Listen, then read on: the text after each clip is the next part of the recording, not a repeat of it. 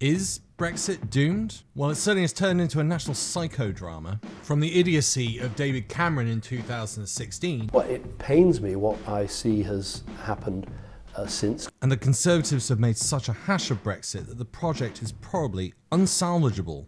And it's not me that's saying that. That's a Brexit newspaper. And it's not just any newspaper. It's Boris Johnson's favourite newspaper, his former employer, the Telegraph.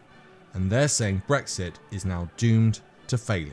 Almost nothing has been achieved, with no plan to unleash its potential. It can only fester, stoking tensions in Northern Ireland and strangling small firms with red tape. It's time for the Leave camp to start saying the unsayable.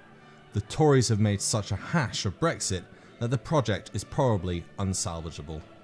The column marks the rise of the so-called Brexit or Regrexit, with polls indicating that many Leave voters believe Brexit is going badly, and it's growing in number, with a clamour for rejoining the EU.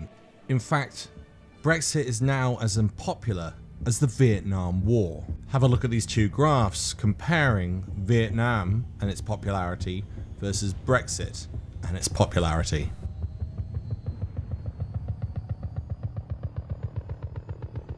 According to Opinionum, in January, 1 in 3, that's 33% of Tory voters, believe that Brexit has created more problems than it's solved. A YouGov poll found 30% of Leave voters said the UK should now forge closer ties with Brussels. And polling guru Sir John Curtis said his polls show support for joining the EU at 57% and rising, and staying out at 43%. Even members of the Tory party and Brexiteers are having their doubts. Am I going to sit here and say that Brexit is perfect and that your generation is going to reap the benefits? No, I'm not, because you're not, frankly, at the minute, and I can see that. And so the first step is to recognise that the Australia trade deal is not actually a very good deal for the UK.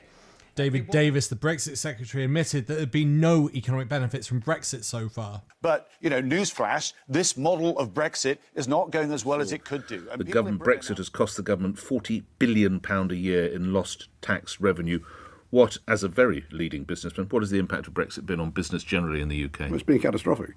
The Telegraph went on to say, I fear that it is more likely that we end up rejoining the EU, and sooner than many people think. Not for the reasons the alt-Remainers believe, but expressed through their favourite cliche, nobody voted to be poorer. The real problem is that nobody voted for nothing to change, and Brexit has not brought about the kind of national reset that millions of people expected. Instead, it's beginning to look slightly rubbish, even pointless.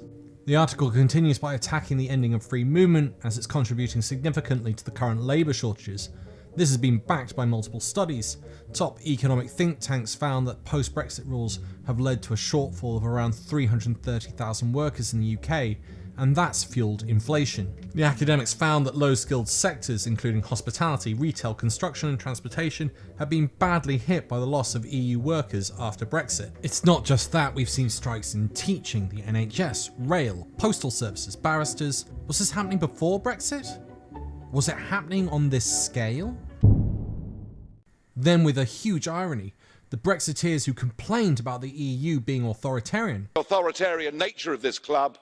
We've seen repeated attacks on democracies in the British Union, Scotland being banned from having a referendum, Scottish laws being banned, laws in Bermuda being banned, and Northern Ireland being completely gridlocked as a result of Brexit.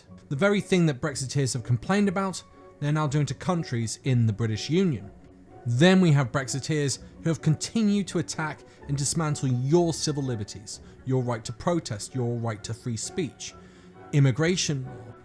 The Human Rights Watch group have suggested 4 laws adopted in a single week in April 2022 raise grave human rights concerns. An immigration law that dismantles key aspects of existing asylum and refugee protections, replacing them with a discriminatory system, a police law that restricts and increases penalties for protests. It makes me feel they want to replicate the lifestyle of Montgomery Burns and how he treats his workers. Come on, crack those atoms! You, turn out those pockets! Atoms! 1, 2, 3, 4, 6 of them! Take him away! You can't treat the working man this way! One day we'll form a union and get the fair and equitable treatment we deserve! If only we had listened to that boy instead of walling him up in the abandoned coke oven. They also added to their list a law requiring voter identification. Why? There has been no justification. However, the law itself is likely to stop people voting, and generally it's going to be based on race, ethnicity, and whether or not you're poor. They reduced independence of election oversight, and a law limiting people's rights to go to court over social security. Just based on that alone, it does appear that Brexit is doomed, the tide is turning, and is hated as much as the Vietnam War. I want to say a big thank you to my Patreon supporters and YouTube supporters. It keeps on growing. I'm just shocked. Thank you so much. And for anyone out there who cannot afford it, just hitting the like button, hitting the subscribe button, and the notification button is help enough. Thanks for listening. Bye for now.